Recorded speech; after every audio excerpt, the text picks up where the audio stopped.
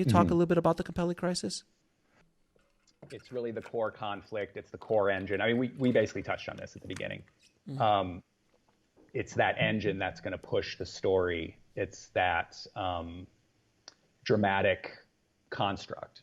Right. And it has to be interesting. It has to be compelling. So this is basically your elevator pitch. So if you're telling someone the story, like this is a chemistry teacher turned meth cooker, you know, it has to be fascinating in its construction, you know, and that's tough to do because obviously if it wasn't tough to do, everybody would come up with a great high concept every single week, you know, but it's tough to do. Can we just discuss what a horrible pitch Breaking Bad is? Just like on paper. Well, it's funny that they called it, it's funny, I've seen it referred to as the greatest pitch of all time, but because the initial tagline, the initial pitch was, he goes from Mr. Chips to Scarface. Right. So that right there, you're like, okay, well, that's at least 5 seasons, you know, maybe more. Here's this mild-mannered guy who's going to become this huge drug lord, you know, just absolutely ruthless guy.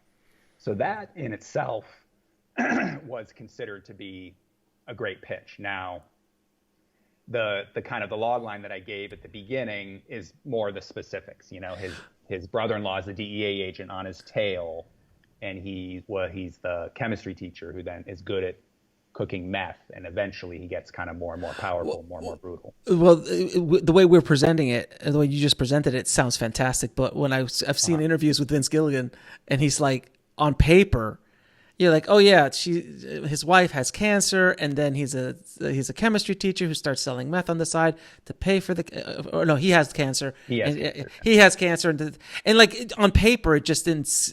Nobody. It sounds depressing. It sounds depressing. Like what? He's got cancer. He's a chemistry teacher. He's gonna sell meth.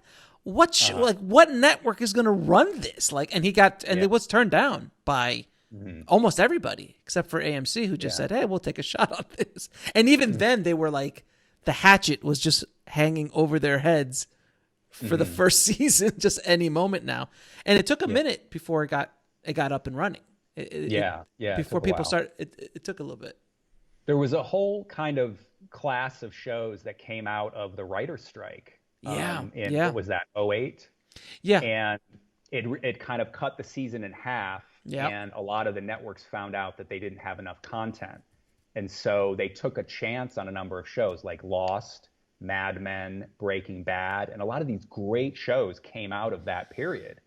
And it's probably because they took a chance on creators who weren't super established. Like J.J. Abrams on Lost, he was established more in features, not in TV. He was kind of a newcomer. Well, actually, he done Felicity. And he did Alias too. Opposite. And he did Alias. Yeah. But they took a chance on Damon Lindelof, who was a newer showrunner as well there. And just the concept was crazy. He's like, oh yeah, there's 18 main characters, and they're going to stay on this island for the whole run of the show, you know. So I think it turned out well, and it really affected kind of the history of TV because they really took a chance. You know, something like True Detective was really taking a chance as well. One director for the whole run of the season, one writer. He didn't have much experience in TV at all. I think he'd been like a staff writer on one show, Nick Pizzolatto. So, you know, when you take chances, it can pay off. Of course, the landscape's also littered with canceled shows where it didn't pay off, you know. Right.